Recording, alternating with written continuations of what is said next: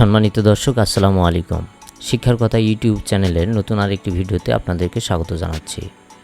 ভিডিওটি শুরু করার আগে আপনাদেরকে অনুরোধ জানাচ্ছি যে ছাত্র জনতার বৈষম্য বিরোধী আন্দোলনে ইন্টারনেট শাটডাউন করার কারণে আমার চ্যানেলটি অনেকটাই ফ্রিজ হয়ে গিয়েছে, যার কারণে চ্যানেলের ভিউ অনেকটা কমে যাচ্ছে, আপনাদের কাছে নোটিফিকেশন যাচ্ছে না। তাই দয়া করে আপনারা ভিডিওটি দেখার পরে ভিডিওটিতে লাইক দিবেন এবং সম্ভব হলে আপনারা যে কোনো একটি ওয়ার্ড বা একাধিক শব্দ লিখে কমেন্ট করবেন। তো শুরু করা যাক আজকে গুরুত্বপূর্ণ ভিডিও।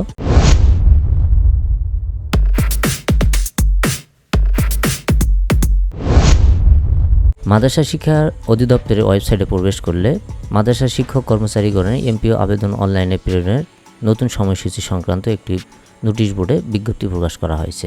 শুরুতেই থাকা যে বিজ্ঞপ্তিটি রয়েছে, এই বিজ্ঞপ্তিটি ডাউনলোড করলে দেখা যায়, বলা হচ্ছে যে সেবা সহজীকরণের লক্ষ্যে বেসরকারি শিক্ষা প্রতিষ্ঠান মাদ্রাসা জনবল কাঠামো ও এমপিও নীতিমালা 2018 23 নভেম্বর 2020 সংশোধিত অনুযায়ী শিক্ষক কর্মচারীদের নতুন এমপিও সহ বিভিন্ন ক্যাটাগরির আবেদন অনলাইনে মাদ্রাসা প্রদান কর্তৃক প্রতি মাসের 1 থেকে 4 তারিখের মধ্যে, আবারও বলছি প্রতি মাসের 1 থেকে 4 তারিখের মধ্যে উপজেলা বা থানা মাধ্যমিক শিক্ষা অফিসার বরাবর এবং প্রতি মাসের 1 থেকে 8 তারিখের মধ্যে উপজেলা বা থানা মাধ্যমিক শিক্ষা অফিসার কর্তৃক মাদ্রাসা শিক্ষা অধিদপ্তরের মেমিস সেলে প্রেরণের জন্য সংশ্লিষ্ট সকলকে অনুরোধ করা হলো।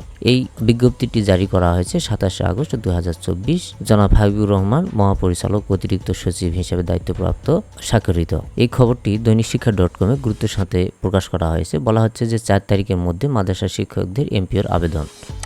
আজকের ভিডিও এই পর্যন্তই। পরবর্তী ভিডিও পাওয়ার জন্য সাথে থাকবেন। ধন্যবাদ।